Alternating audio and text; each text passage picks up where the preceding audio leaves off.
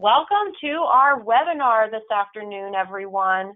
All of our Year 2 states, it looks like they are on the call. I'm looking through the attendee list, and I see so many familiar names. It's great.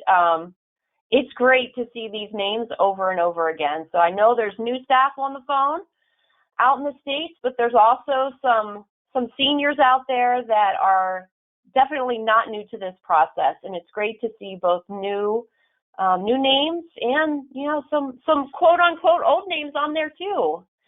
So let's go ahead and get started. We are doing our cohort call today on getting started with the error rate review.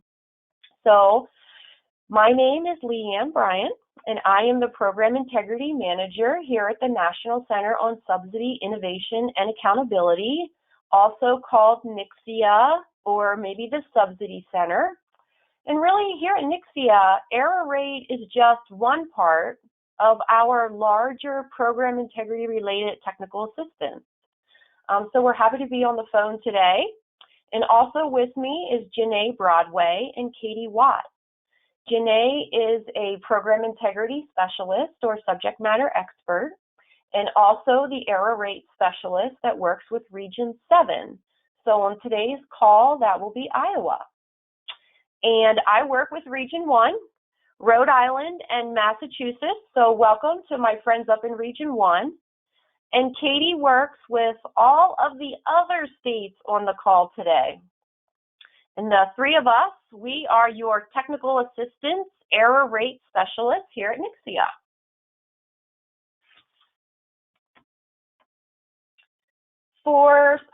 For introductions, I also just want to note that we have OCC Central Office staff on the phone. Shelley Dilks has been with OCC and participating in these webinars behind the scenes and interactively for many, many years. And it saddened me about 3 minutes ago when we had our little phone call to prep that this will be Shelley's last program integrity error rate webinar with us. So for those of you that know Shelley Dilks, please send her well wishes. She'll be retiring here in the next few months, I'll say, and we're going to miss her. We're going to miss her. But if you know Shelley, send her some well wishes. Also from Central Office is Adi Fator. She is joining us from the DC area. All right, so that's a little bit about us. Now we'd like to hear a little bit about all of you. So our 17 Year 2 states are shown on the map, but we would like to learn a little bit more about your role related to the error rate reviews. So Katie, if you could please launch the poll.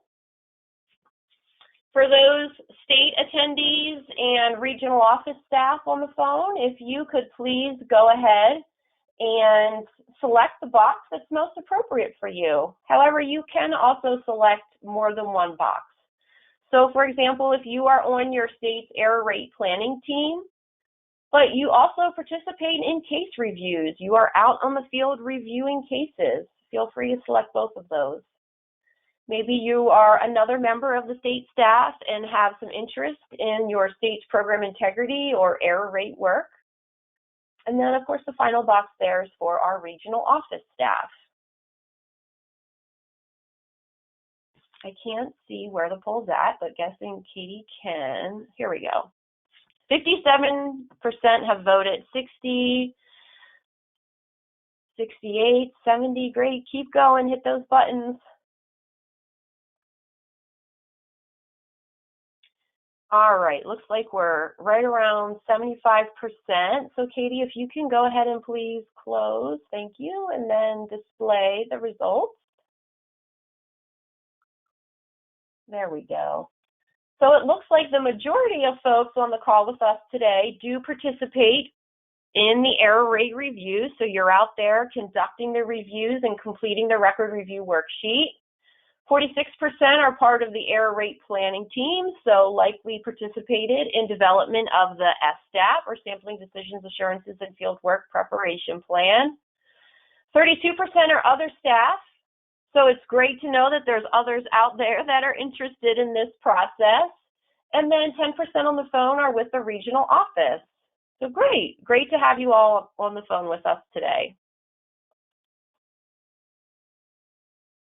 So now we'll move on to the agenda. So we're going to start with an overview of the error rate review or improper payment process. Then we'll talk through the creation of your state's plan for the review process. And that plan is documented in the Sampling Decisions, Assurances, and Fieldwork Preparation Plan. There are some changes to the SDAP this year, including how you're going to submit that SDAP for approval. So stay tuned for more information. We're then going to move to customization of your state's Record Review Worksheet, or RRW. In that RRW, it's customized to fit the needs of your state's policies and your review team. So we'll talk more about that. And then we're going to finish up with some next steps, including some additional TA resources for all of you. So I'm going to go ahead and turn it over to Janae to talk through the error rate overview process. Awesome. Thanks, Leanne. All right, so let's discuss as Leanne stated, the error rate overview. And to start off, we thought it might make sense if we gave you guys the regulatory requirements and the why the error rate review process was implemented.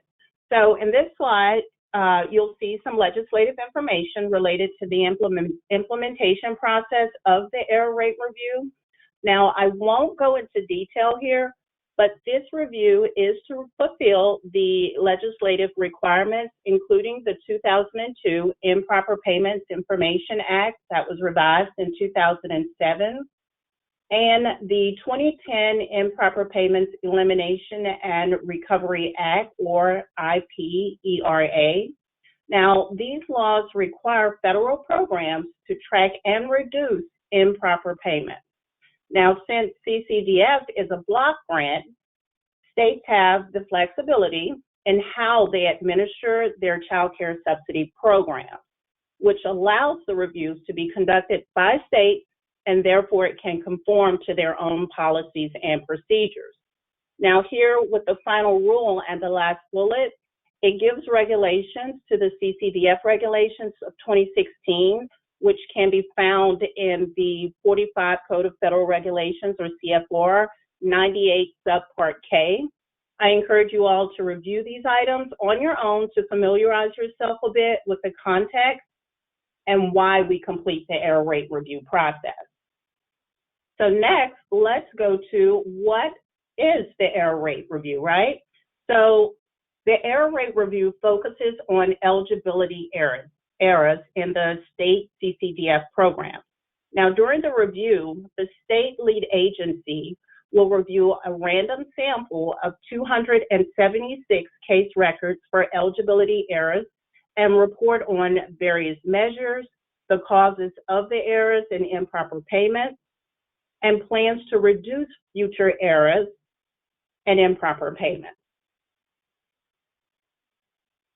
Now, each of the 50 states plus Puerto Rico and DC conduct reviews once every 3 years on a rotational cycle. These states are divided by cohorts, year 1, year 2, and year 3. So there are 3 different cohorts, each having states from different regions across the country. Now, all of you on the call should be year 2 states, which means that you'll be reporting on your errors in June of 2021. Now, this gives you over a year and a half before the final report is submitted. And the error report you submit will be based on case records from the review period of October 1st, 2019 through September 30th of 2020. Now, let's talk about the steps to the error rate process. Now, in this slide, I'll break down the steps to complete the error rate review. First, the state should learn about the process by reading the data collections instructions, also known as the DCI. This includes all the templates for the different submissions and instructions for completing the submissions, sampling cases, and conducting reviews. The DCI was emailed out with the slides and is also available in the handouts box in the GoToWebinar interface.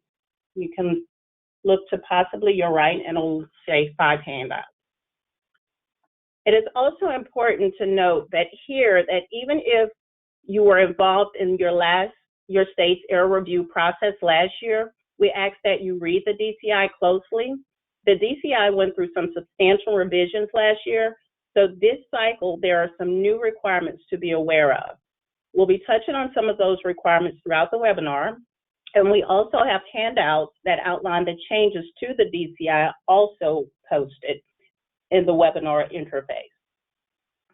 Now, next, once you familiarize yourself with the DCI, plan for the reviews by creating, submitting for approval the Sampling Decision Assurance and Fieldwork Preparation Plan, which is also called the SDAP.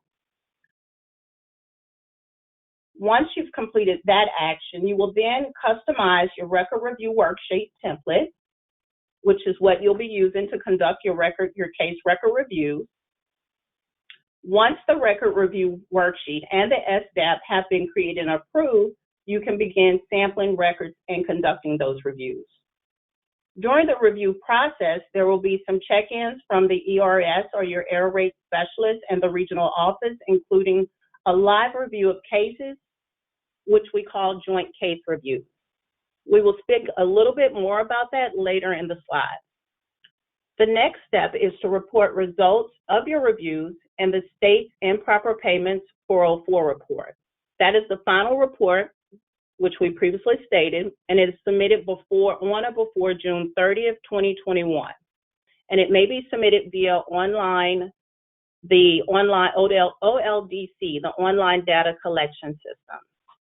You also have an error rate or percentage, if applicable, and you have an error rate or percentage of improper payments that exceeds 10%, you will be required to create and complete a corrective action plan.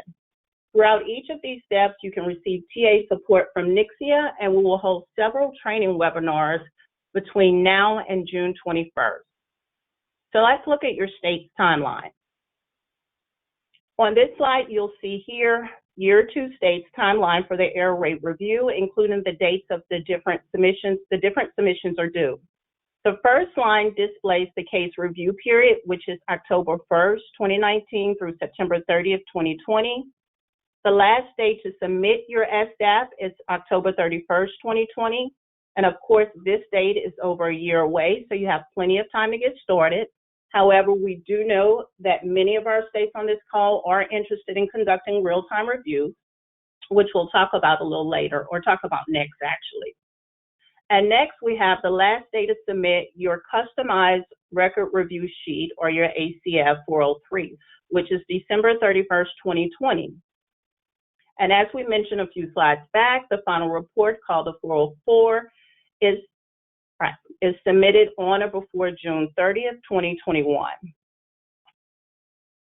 Now, if you're required to submit a corrective action plan or the ACF 405, that must be submitted on or before August 31st, 2021. All right, so let's talk a little bit about real-time reviews, and then I will change it over to Katie so that we can talk about the SDAP. So when we're talking about real-time reviews, we're talking about case records that you conduct during the case review period, which again runs from October 19 through September 2020. These reviews often take place shortly after the month is complete. Now, understanding the first required submission is not due until October of next year, many states will choose to start the review process later and conduct retrospective reviews. And this is fine, but we also like to point out that there are certain advantages to conducting real-time reviews.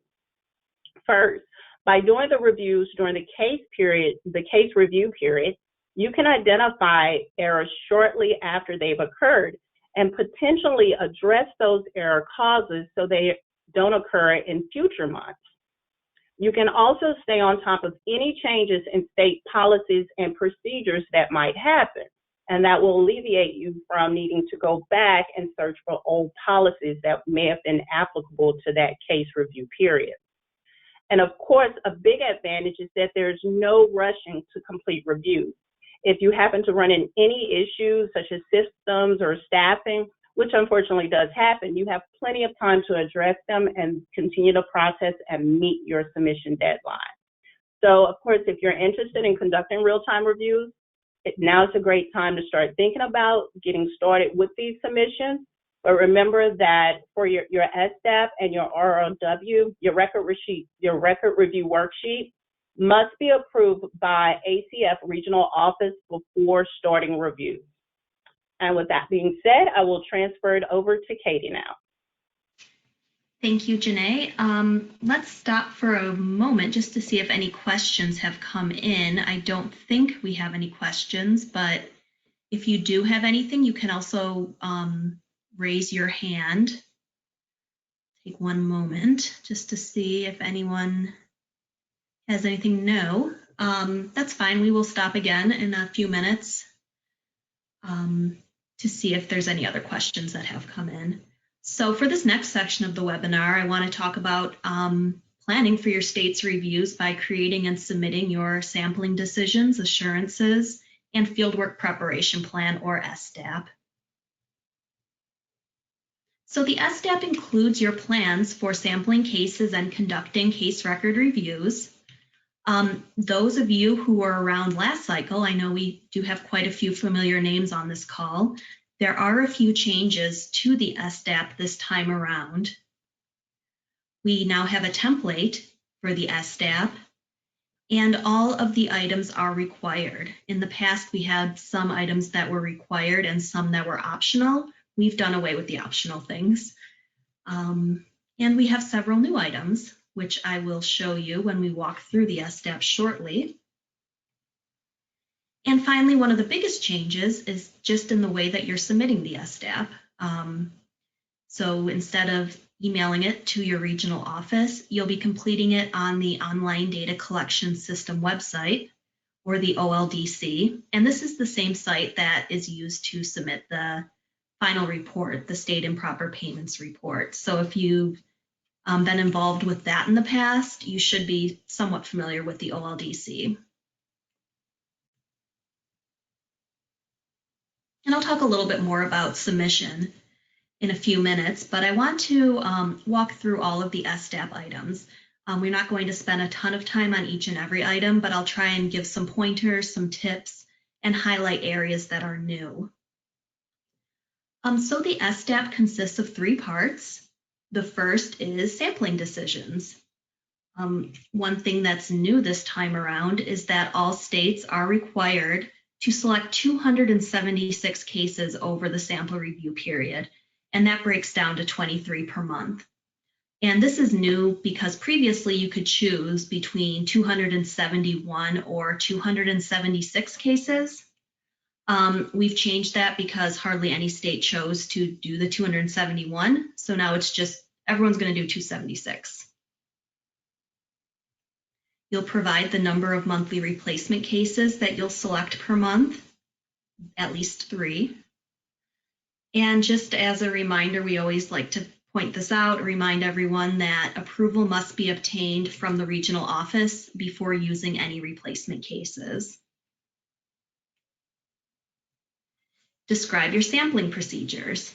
Chapter 4 of the data collection instructions, which again is, we emailed that out to you, the DCI, with the slides, or it's also available in the handouts box. But Chapter 4 contains detailed instructions on sampling cases, so it might be helpful to refer to that chapter when you're completing this item. And in 1B, give us the name of the random number generator you'll use for sampling.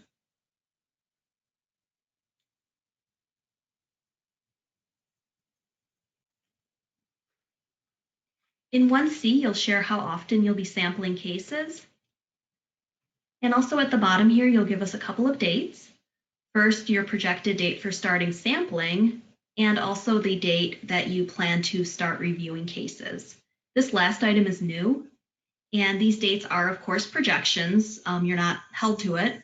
We understand sometimes things happen where you can't quite start on the date you had projected, but they're still helpful for us to know what you're planning to do. That helps us when we check in with you, when we're planning for joint case reviews and so on.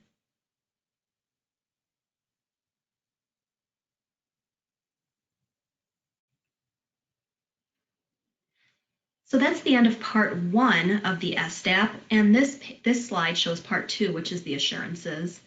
And here we just ask that you read through these assurances, and you don't write anything here. You just click on the checkbox to show that you agree with them. So you can read these when you're actually doing your SDAP. I'm not going to read through all of it right now. It's a lot of words. Let's move on to part 3 of the SDAP, and this is the Fieldwork Preparation Plan. So the first part of the Fieldwork Preparation Plan is where you identify the project leadership and include their names, job titles, and roles in the error rate review. And again, this is just the leadership. We don't ask you to name everyone who will be involved, just those people that you would consider to be part of the leadership. And also provide us with the name and job title of the person who will be certifying and submitting that final report.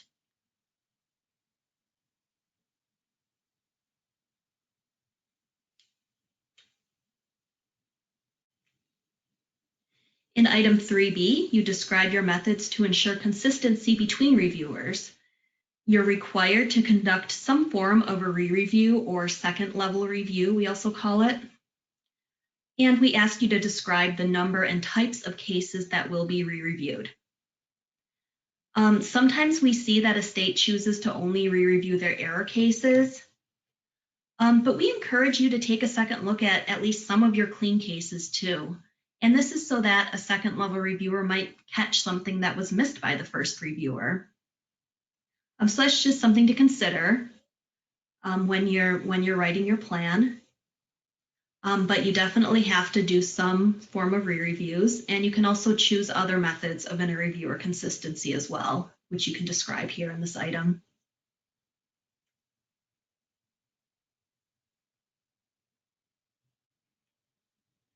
(3C) asks about the composition of your review team. When you're describing the composition of your review team, and this is, when we say review team, we mean literally the reviewers. So this isn't, your whole error rate review team. These are just the people that will actually be going out in the field and conducting those case record reviews. You don't have to give names, but we do like to get some information just kind of about the composition. Where are your reviewers coming from? Are they part of, the lead agency program staff, or are they from a QC unit? Also, maybe give us a breakdown who will be conducting first level reviews versus second level, or if maybe all of your reviewers will be doing some of each. It's good to put this down on paper, for your own sake, to get you thinking about these things. And we also like to get an idea of what's going on.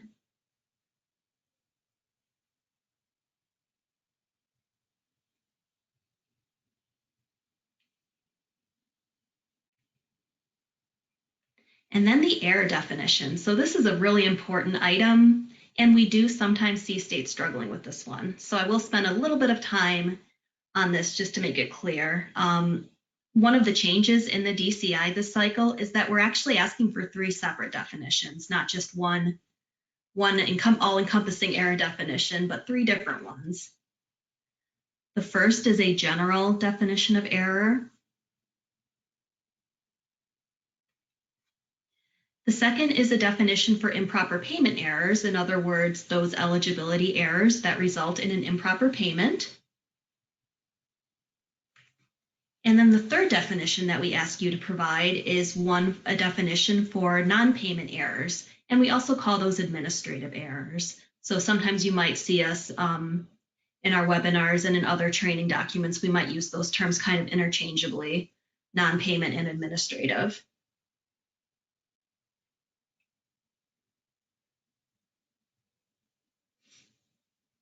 Now, one TA request that we get a lot from states when they're completing or when they're working on their SDAP is for some example error definitions. There are some in the data collection instructions, but I also wanted to provide some in these slides so that you can, I'm not going to read through all of them, but you can definitely take a look at these after the webinar. And this slide shows some examples of that first definition that's required, the general error definition. So these are actually, like I said, some examples that we have gotten from other states in their approved SDAPs.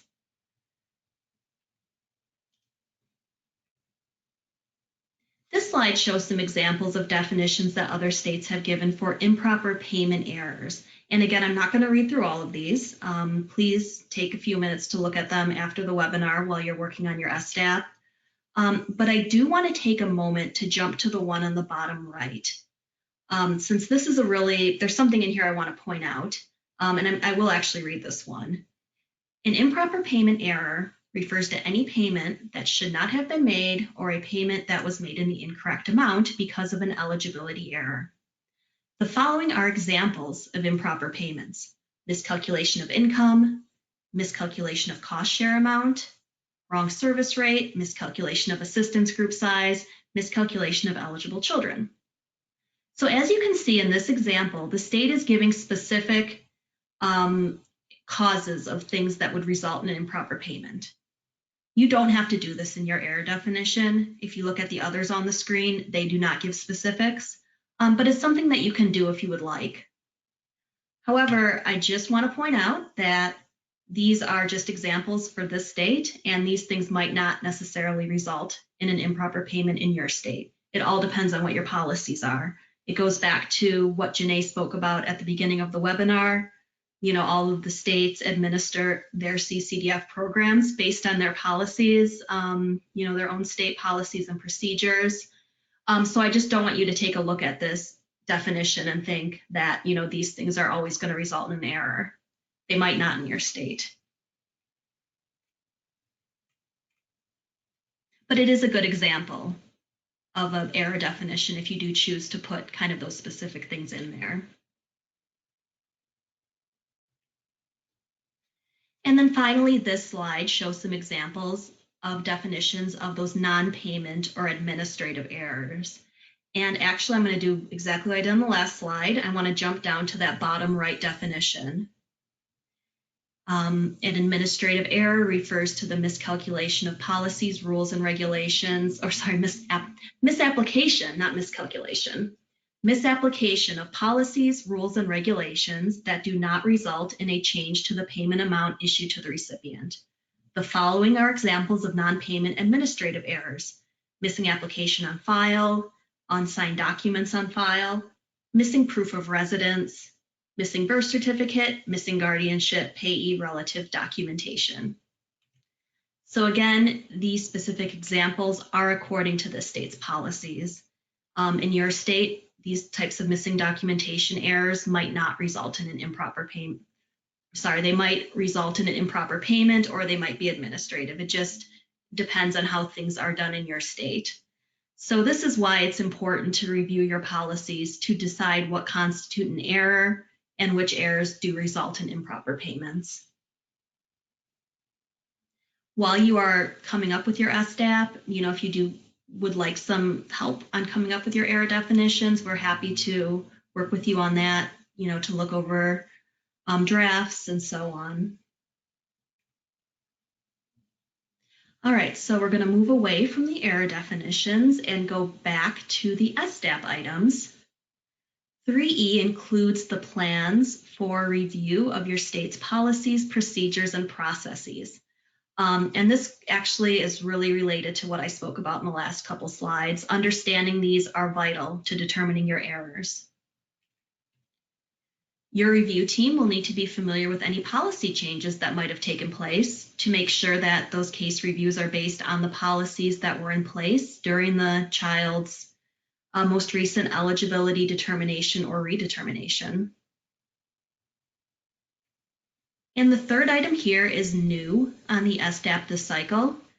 We need you to describe how you determine whether to apply a pooling factor.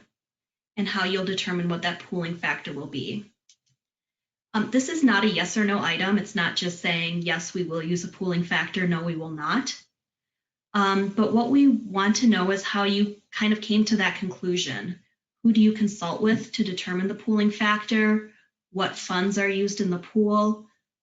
You don't need to give the actual figure here, but we kind of want to know about the process that you use to determine the pooling factor.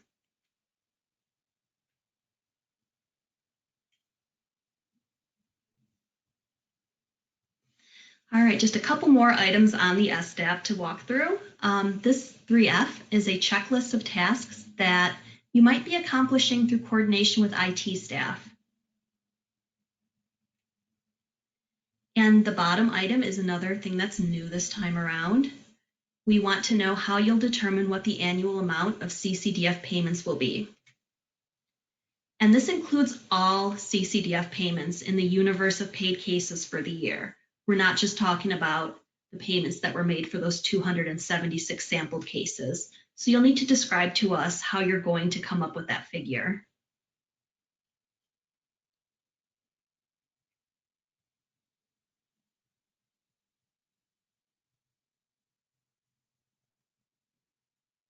And then finally, 3G is the last item on the SDAP, and this asks for some details on the logistics of your case record review, where they're going to take place, how you're going to organize and maintain your files, and so on.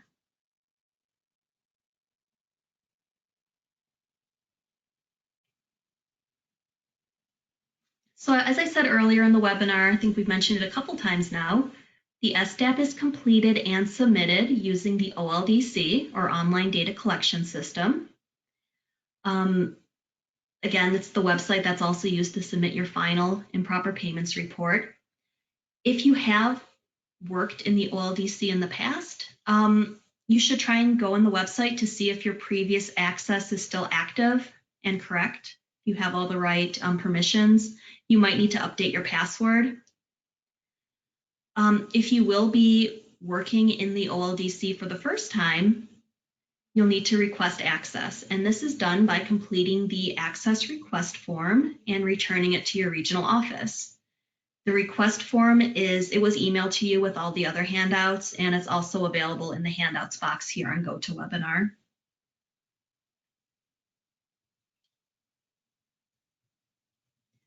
Once you have access, you can navigate to the OLDC at the address given here.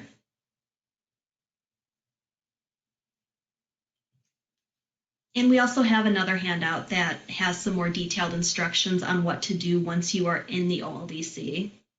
Just how to navigate it, you know, what you need to click on to make sure that you're able to find your way to the SDAP.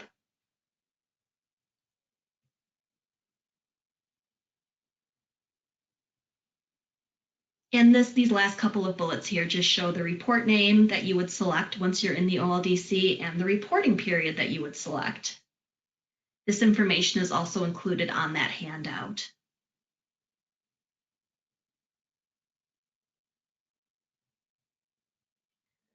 All right, so I'm going to stop for a minute. I don't think we have any questions that have come in.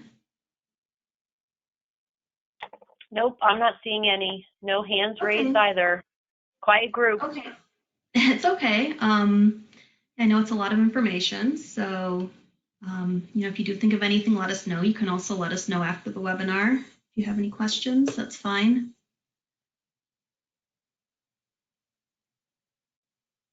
All right.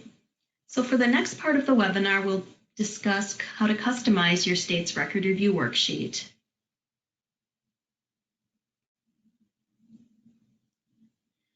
So just an overview of the record review worksheet, especially, you know, for those who might be new to the error rate review. This is a standardized format to conduct your reviews. We provide a template, and you, the state, adds customizations to conform to your policies and procedures.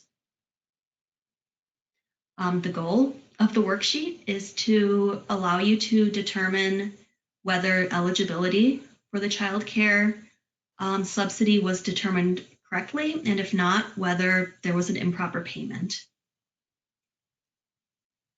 Like the SDAP that we spoke about in the last section of the webinar, the Record Review Worksheet underwent some changes when the data collection instructions were revised last year. Some of these changes include the addition of the missing or insufficient documentation table or mid-table. And this is where the reviewer is going to record some additional information about missing or insufficient documentation errors. You'll see a new item in column 4 of elements 100 through 400. It's also on mid-errors. We have a whole new element, 500, and this is a case summary element.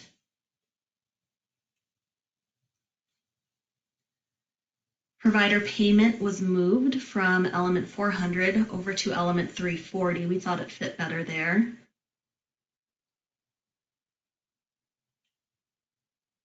And also, there's a few minor boilerplate changes throughout. So in this webinar, we're focused on creating the worksheet and customizing it. So we're not really going to be going into how you're going to use the worksheet to conduct the reviews. That's for a later webinar.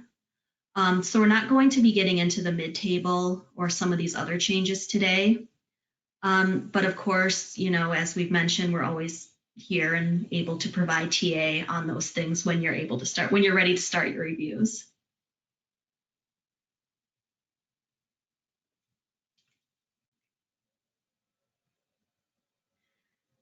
So I did want to take a moment. This is specifically for those who might be new to the error rate review this year. I want to give a really quick overview of the components of the Record Review Worksheet template. Since there's a lot of lingo that we throw around, I want to make sure we're clear. So this slide shows the first page of the Record Review Worksheet template. On the top here, there's a line where the reviewer would record some information about the case, like the child ID, state, county, and so on. There are 4 sections to the Record Review Worksheet. On this page, we can see the headings for sections 1 and 2.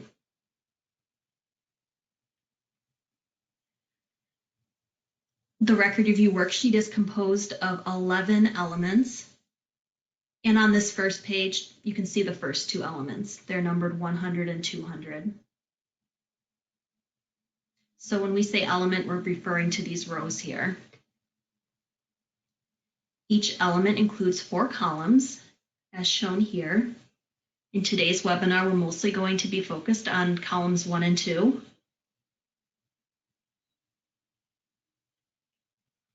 And each element includes a boilerplate. This circle shows the boilerplate for element 100.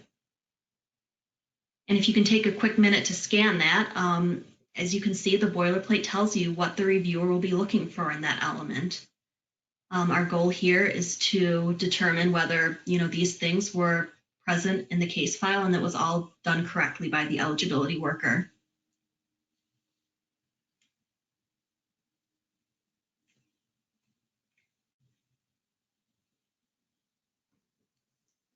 The Record Review Worksheet template is available in both PDF and Word formats. In the DCI, it's in a PDF format. We can send you just the Record Review Worksheet template itself in either PDF or Word.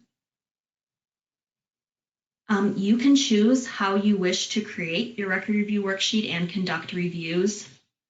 A lot of states use Excel. Others use Word or Microsoft Access or even an online database. All of these are totally acceptable.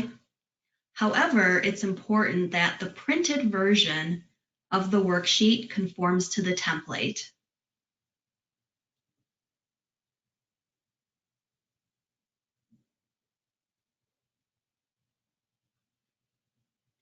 When you're creating the customized Record Review Worksheet, when you're customizing your version, again, the printed version should include everything that's there in the template. Don't remove anything, with the exception of the NAs that are shown in columns 2 and 3 throughout. And let me show you what I mean by that. You can see kind of in the middle of the page in columns 2 and 3, there's some NAs.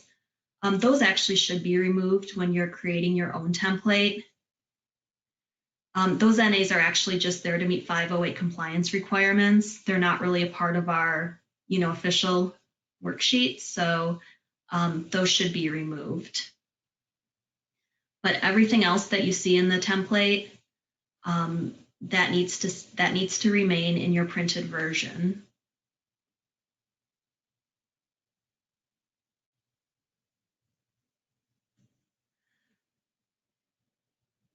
So what do I mean by customizing the record review worksheet? What do you have to do? In column 1 of each element, 100 through 410, you'll add policy citations and other requirements for reviewers to consider when they're looking at the case record. And I'm going to show an example of this in the next slide. In column 2 of elements 100 through 410, add items to assist the reviewer in analyzing the case record. So that is what you will customize. It's columns 1 and 2 of those elements.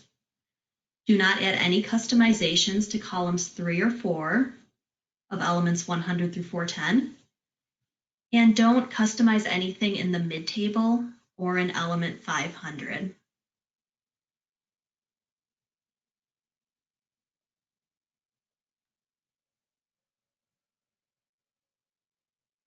In this slide, I'm going to show an example of element 320.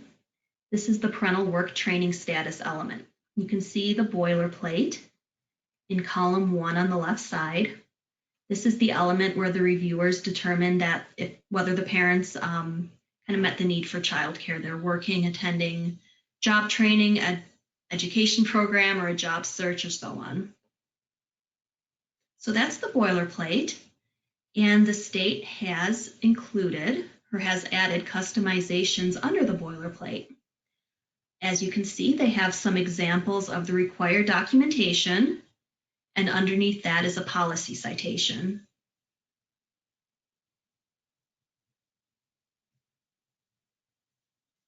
In column 2, the state customized by adding a number of items with checkboxes, and the reviewer can use those to determine whether the client met the need for services or whether there's an error.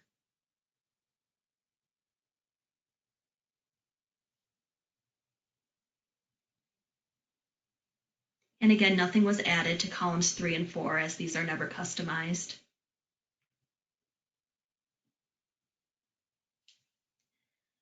So in this slide, I'm sharing a few tips for customization, and there are more tips, many more tips, and instructions in Chapter 5 of the data collection instructions. So first tip on the left side of your screen is that the error rate focuses on errors that occur during eligibility determination or redetermination. We call these front-end eligibility errors. So therefore, your customized worksheet should only include questions about eligibility processes.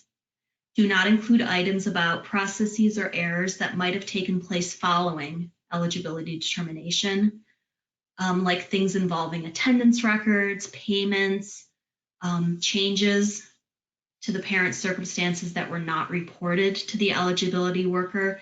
Those are not under the purview of this review. The one exception to that, there's always an exception to everything, is that it's underlined here in element 410. There should be a question about the payment amount, since in element 410, that's where you determine whether an improper payment was made. But don't bring payments in before element 410.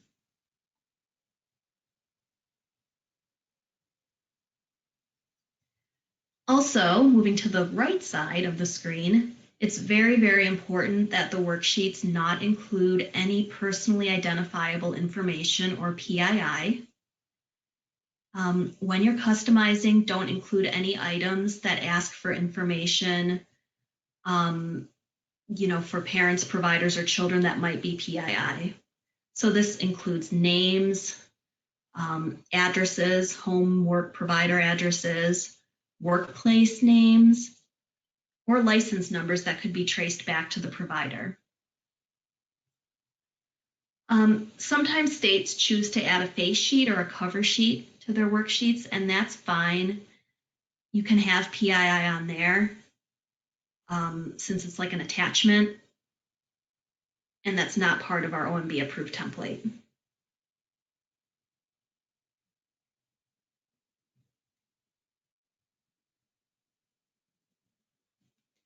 A few more customization tips. Ensure that the worksheet is based on the policies that were in effect during the review period. If you anticipate that any eligibility policies will change during the review period, you'll want to make sure that all are reflected on the worksheet with the effective dates noted. If you're conducting real-time reviews and a new policy goes into effect that was not included on the worksheet, you can go ahead and update your existing worksheet and send us the updated version for review. And again, there's much more instruction on this in the DCI in Chapter 5.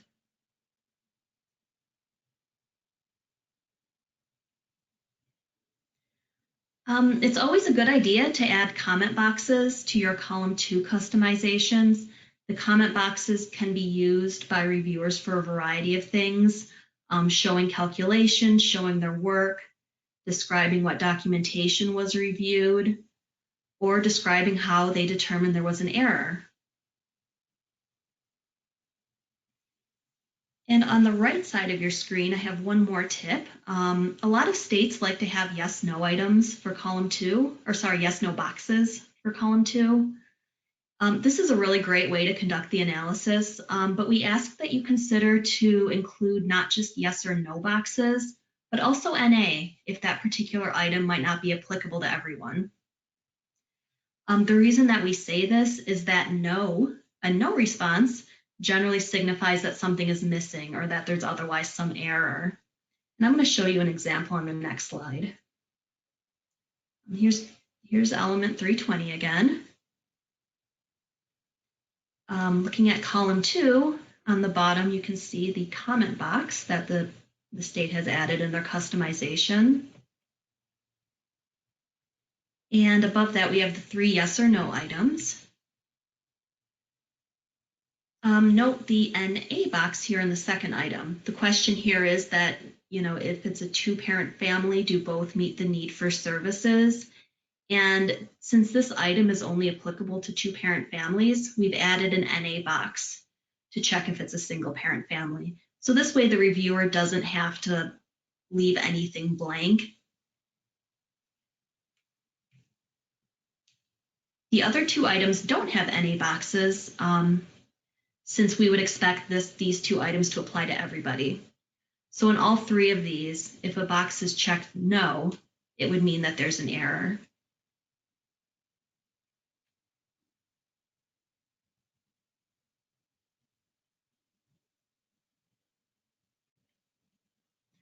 Right, so that is our kind of quick overview and training on customizing the worksheet. Once you have completed your customized record review worksheet, you're encouraged to send a draft to your NCSIA error rate specialist for review, so we can take a look at the draft before you do your official submission. When you are ready to submit, it should be emailed to your ACF regional office. Again, like we mentioned, the submitted version should conform to the template. If you have, an electronic version, an Access database, you can send us, the whole thing if you want, but make sure that we have that printed version that matches the template.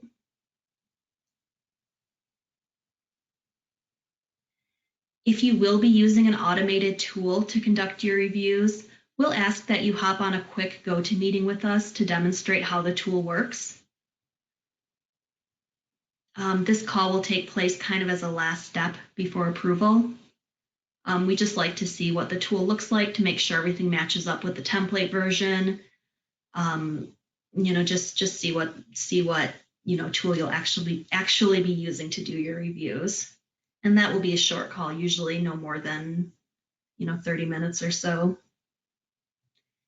And once your worksheet has been approved, you're free to begin your case reviews. We'll schedule another short meeting to walk through some mock cases with your reviewers. And that's just to ensure that everyone understands how to fill out the worksheet, particularly the coding in column 4. I know we haven't gotten into that in this webinar, but this is something that we've seen a lot of reviewers struggle with to get that coding right. So we'll do kind of a little mini training on that.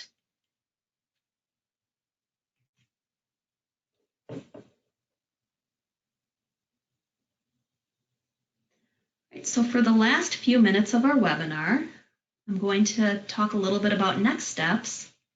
Once your SDAP and record review worksheets have been approved and you're conducting reviews, what happens next?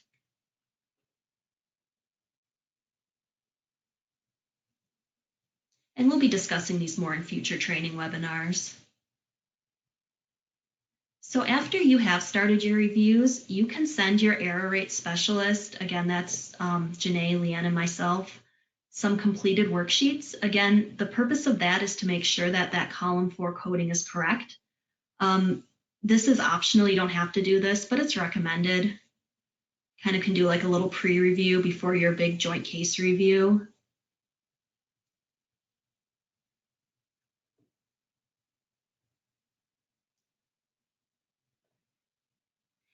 And then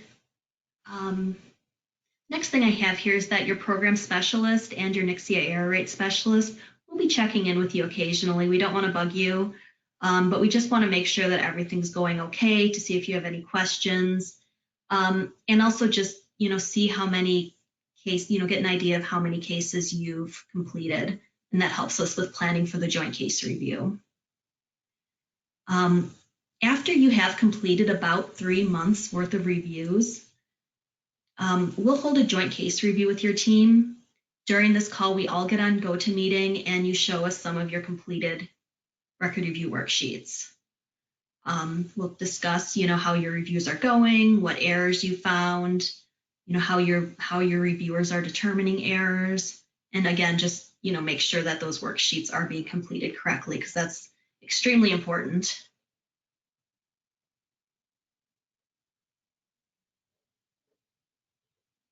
Okay.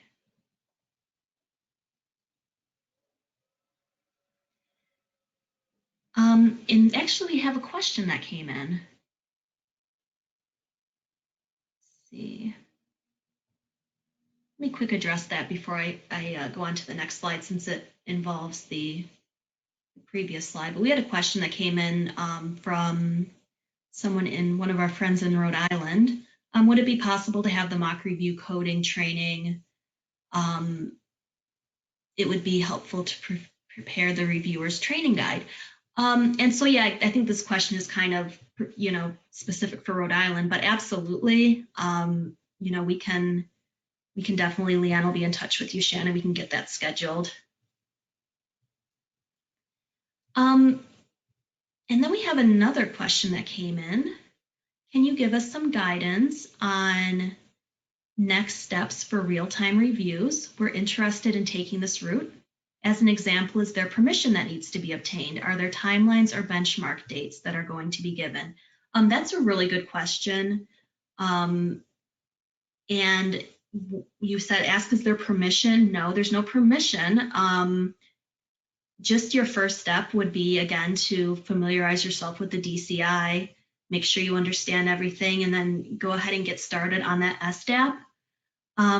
But we'll have, your error rate specialist reach out just to make sure that we're all on the same page and we can discuss timelines. There are no, hard timelines for real-time reviews. The only deadlines that we have is, those deadlines that we gave away at the beginning of the webinar, like October 31st, 2020. If you're doing real-time reviews, you obviously need to get started before then. So we will definitely touch base after the webinar so we can discuss, dates that might work for you and benchmarks. So great question.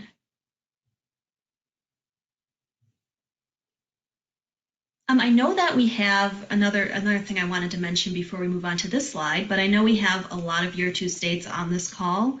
Can we maybe do a little show of hands?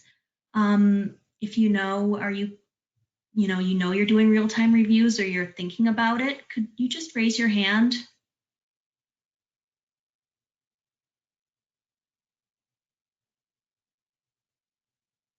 Ah, here's all the hand raised. They didn't show up on my, there we go, okay. So it looks like Delaware, Utah, I know Utah's getting started. Louisiana, great. Mississippi, great. Rhode Island, of course. I see Oregon, Florida. Okay. Arkansas, Arizona, great. And so some of you know we've already heard from, we've already talked with you. The rest of you who have your hands raised, we'll definitely get in touch just to, make sure that you're good to get started. Oh, that was Ashlyn's in Arkansas. Sorry about that, Ashlyn. Yeah, so I'm your error rate specialist, so I will get in touch with you. But that's really great that so many of you are interested in conducting real-time reviews. There's definite advantages. All right, so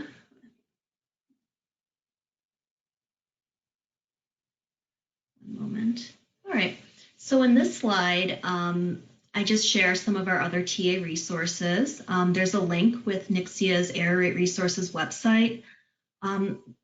On that website, there's some past webinars if you want to listen to those, especially the ones from the last year. If you're interested in, getting started with your reviews, we have some webinars that really go, that go through start to finish how to conduct a case record review. So those might be helpful. We have some general information on the process, including all the templates, and we also have some fact sheets on there with the results of the past error rate reviews if you're interested in looking at those. We're hoping to get some more things posted on there in the coming months. Our next webinar for the Year 2 states will be held in early 2020, but you're definitely encouraged to get in touch with us before then if you have any questions or require any TA as you get started. And again, you're encouraged to send us your draft SDAPs, the Record Review Worksheet, so that we can do a little pre-review before you do your official submissions.